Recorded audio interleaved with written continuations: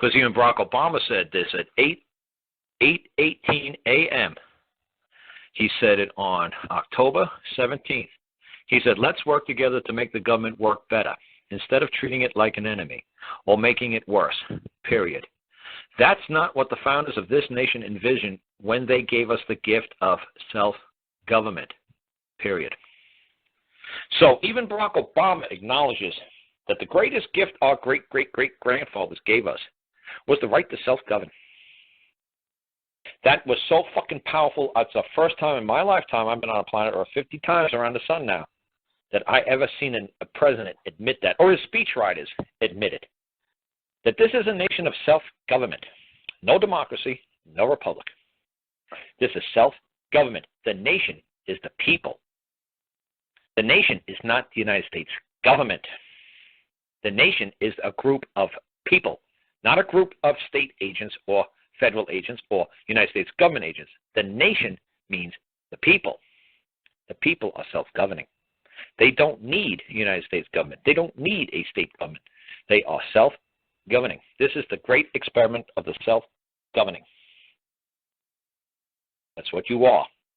Now, if you wish to be a citizen, that would be sovereign? No. Sovereign means that you could defy law, that you could create your own law, which means gravity does not exist on planet Earth. When you fall down, you actually float up if you wish, because a sovereign is not bound by any law, including gravity, including the law of time or death. You could take a bullet to your head and you're going to be fine. Why? Because you defy all laws. That's what God can do. God is the only true sovereign. There is no law that binds him. He can do whatever he wishes. At this point, in the third dimension, I can't. In the fourth dimension, when I go to sleep, oh yeah, sure, I could float. Oh sure, I could take a bullet in my head and keep coming after the bad guy. But that's not in the third dimension. In the fourth dimension, I'm a sovereign. You better believe it. I kick ass in the fourth dimension. Poor monsters better back off quick. I'm going to kick their ass. But in this dimension, no, I'm bound by law. Law of gravity, law of relativity, law of time, law of physics. I'm bound by all kinds of laws. I'm not sovereign, not by a long shot. Not in this dimension, not in the third dimension. But you see what I'm trying to say? The speechwriter finally admitted it. Finally. And right there, to me, is, hey, this government is wide open. This government is telling you folks the truth. This United States government is not bullshitting you. They are putting it right out there. Now, if you want to understand what the United States government is trying to tell the people that controls it, God bless you. If you don't, they put it right out there. They gave you full disclosure. Full disclosure.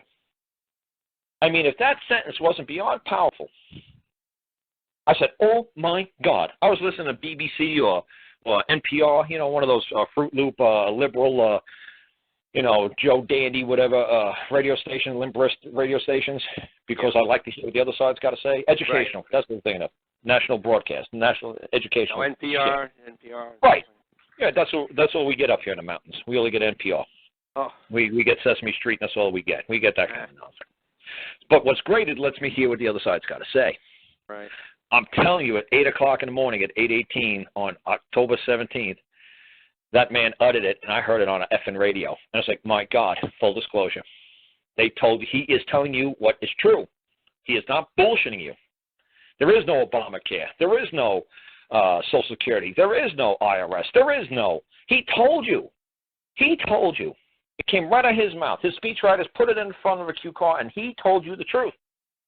Now, if you people want to keep believing all this other crap, well, you go and do it. He flat out tells you, it's all on you, baby. It's all on you.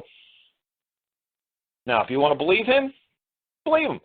Because I was beating my head through a wall trying to convince you people that this is the land of the self-governing. But he's like, Carl's Looney Tune. Oh, Carl's all Fruity Loop Tubes. Oh, Carl's insane. Carl's crazy. This is a democracy. This is a republic democracy. Oh, this is a mafia, whatever.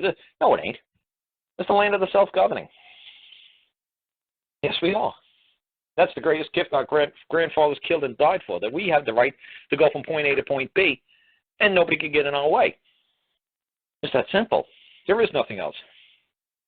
That's it. That's it. That's all your grandpappy told you. What were you doing? Playing Nintendo? Where were you when your grandpappy told you that? Well, I guess I was kind of busy smoking dope and driving my 57 Chevy. Yeah, well, maybe you should have listened to your grandpappy every now and then. He was trying to tell you. And that's all I'm trying to tell you, folks. You guys are just missing this. It's simple. I was taught very simply. My dad couldn't read or write English. There you go. That really helped me a lot because he wasn't bamboozled by a lot of bullshit.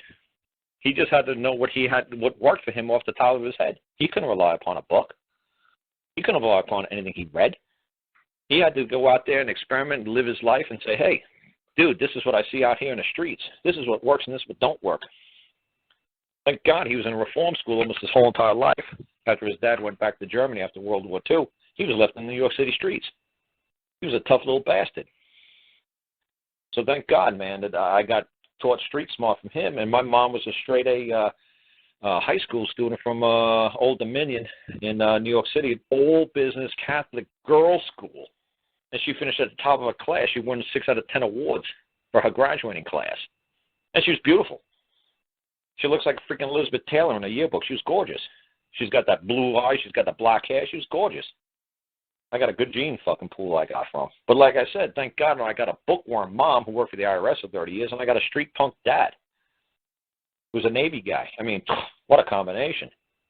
So I got the street smarts from him, and I got the book from her, and I just was able to put the two together and said, hey, you know what? That's way too complicated what she's doing. And, hey, you know what? You don't got to keep it in the gutter. Let's get it out. And I'm just mixing the two together and said, here you go. Here's the combination of the two. Simplicity mixed with pure logic. There you go, folks. And I put it together. You're talking about self-governance. You think it's still like that today? Absolutely. All my paperwork is self-governing. Every time the judge reads it, they laugh their ass off. They go, yes, sir. Not a problem. And the prosecuting attorneys don't know what the fuck to do because I'm putting them right in their place. Are you trying to tell me, one of the self-governing, are you trying to govern me? I'm self-governing. Is that what you're trying to do? Are you trying to tell me what to do? If you are, I'll be glad to accept your order. But believe me, you're going to compensate me once I carry out your order. And I want money as a form of compensation. But I will carry out another man's order. But I'm not carrying out a public servant's order.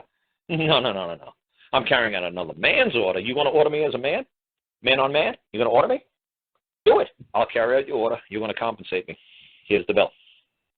But if you think I'm going to kiss a public servant's ass and you don't think I'm self-governing and you think you're going to govern me, you're going to force me to be governed and directed and steered by your crazy beliefs and your crazy codes, and you think I'm going to worship under you? You think I'm going to petition you? Because that's what petition means. It means that you are inferior and you are praying or begging for mercy to a superior. Yeah. Right. So I don't petition shit. I petition God. You better believe I petition God 12 times a day. But I'll never petition any man. I'd rather die. So just do what you're going to do, dude. Because if you don't, I'm going to get up and I'm going to do it to you anyway. So you might as well do what you're going to do. But I only petition to God.